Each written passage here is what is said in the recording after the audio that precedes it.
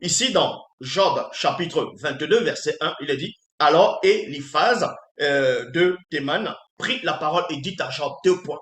Donc, à un moment où Job était dans une détresse profonde, Job était frappé d'un ulcère malin et par avant, il avait perdu ses enfants, ses richesses, ainsi de suite. Donc, il est en train de se lamenter, il était dans la douleur et quelques-uns de ses amis sont venus le consoler, lui l'encourager, ainsi de suite.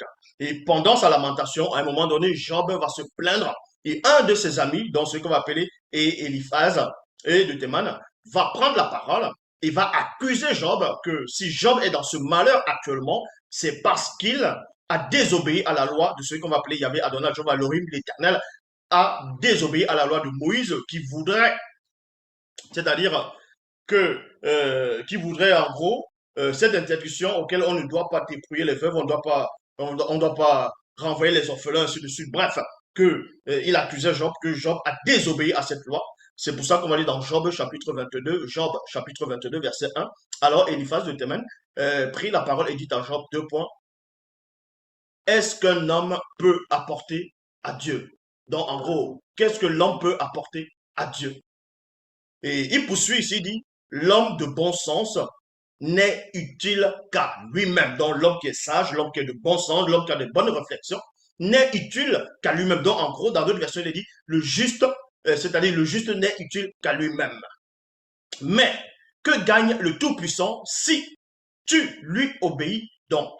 Qu'est-ce que Yahvé, Adonai, Jéhovah, Elohim, en fonction des versions classiques, qu'est-ce qu'il va gagner si toi, tu obéis à ses lois, à ses préceptes, à ses commandements, sans cela où l'ami c'est-à-dire de Job ici, selon les versions classiques, est en train de poser la question, est en train de lui demander. Non, quel profit pour lui si tu mènes une vie sans reproche? Il y a point d'interrogation. Est-ce à cause de ta pierté qu'il te châtie, c'est-à-dire virgule. Dans d'autres versions, il est dit, est-ce parce que tu es bon ou bien est-ce parce qu'il a peur de toi qui te châtie, il y a virgule, qui entre en jugement avec toi, point d'interrogation. C'est plutôt parce que tu as fait beaucoup de mal et qu'on ne peut pas compter tes fautes. Dans l'ami de Job ici accuse Job, pointe du doigt à Job pendant sa lamentation, pendant ses complètes, pendant sa souffrance. Il dit à Job que si tu es dans cet état actuellement, c'est parce que tu étais mauvais. C'est parce que c'est parce que tu as accumulé péché sur péché et tes péchés sont tellement nombreux à un point où maintenant tu es frappé. Tu es dans cet état à cause de ta propre faute. Voilà ce qu'il dit à Job. Et maintenant, il va un peu cibler l'une des fautes de Job selon sa compréhension dans le verset 6. Il est dit, par exemple, tu as demandé sans raison des biens à tes frères comme garantie pour leurs dettes. Et tu les as pris le seul vêtement qu'ils avaient. Il y a point. Tu n'as pas donné d'eau à celui qui avait soif. Tu n'as pas nourri celui qui avait faim. Il y a point ici. Voilà ce dont il accusait Job. Et Job maintenant ne va pas se taire. Il va répondre à son ami, à la présence des autres. Dans Job chapitre 23, verset 1 à 7.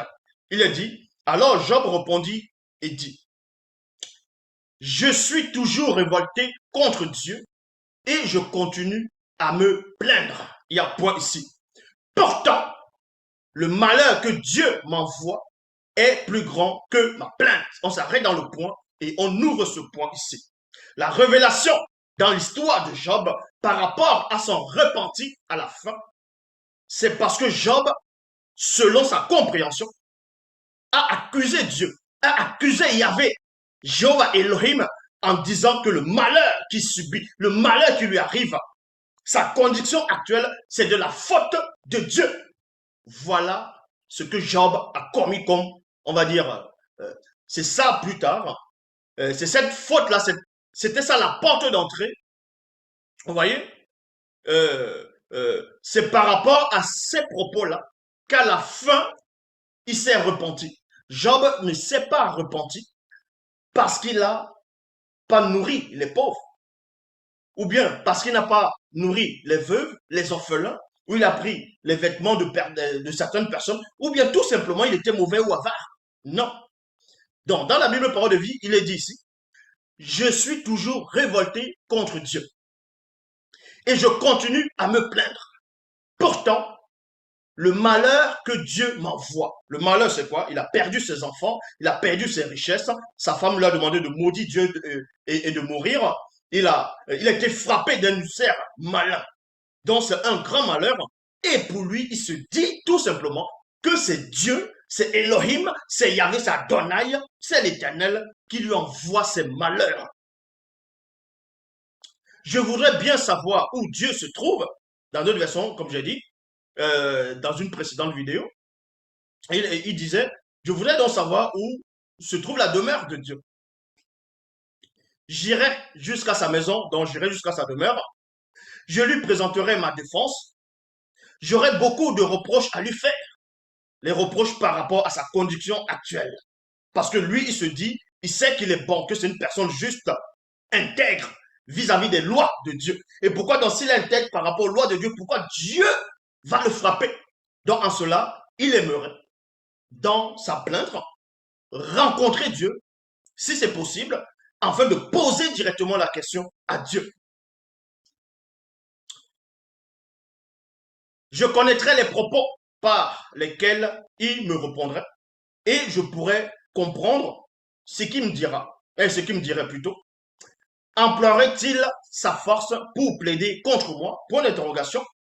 Bien au contraire, mais lui au moins, il me traiterait, il me prêterait attention. Il y a point ici, Dieu reconnaîtrait une chose. Donc il dit ici à son ami, à ceux qui l'écoutent, que s'il va rencontrer Dieu, s'il a la possibilité d'être en face de Dieu, selon les versions classiques, d'être auprès de Dieu, il va, pendant la conversation, Dieu va reconnaître que lui, Job, il est juste et qu'il n'a pas mérité le châtiment que Dieu, lui, est en train de le faire subir. Voilà ce que Job dit ici. Donc, on poursuit.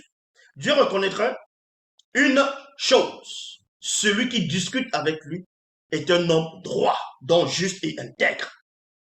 Et lui, virgule, qui est mon juge, c'est-à-dire Dieu qui est son juge, me rendrait justice une fois pour toutes. Donc il va lui rendre justice une fois pour toutes. Et dans Job, chapitre 23, verset 11 à 12, il est dit, mon pied s'est attaché fidèlement à ses traces. Donc il dit à ses amis ici que sa conscience est tranquille et que ses pieds à lui, Job, dont ses actes, ses œuvres sont fidèles. Donc sa foi est fidèle par rapport à la loi établie par Moïse, par les lois, par des préceptes, par des ordonnances. Il dit ici, mon pied s'est attaché fidèlement à ses traces. J'ai suivi ses voies sans dévier. Point. Je ne me suis pas écarté de ses commandements. J'ai gardé dans mon cœur tout ce qu'ils m'ont tout ce qu'ils m'ont donné, en gros. Il y a point ici. Donc, il dit à ses amis, il dit plus à celui qui l'accuse que tout ce que tu es en train de dire est faux.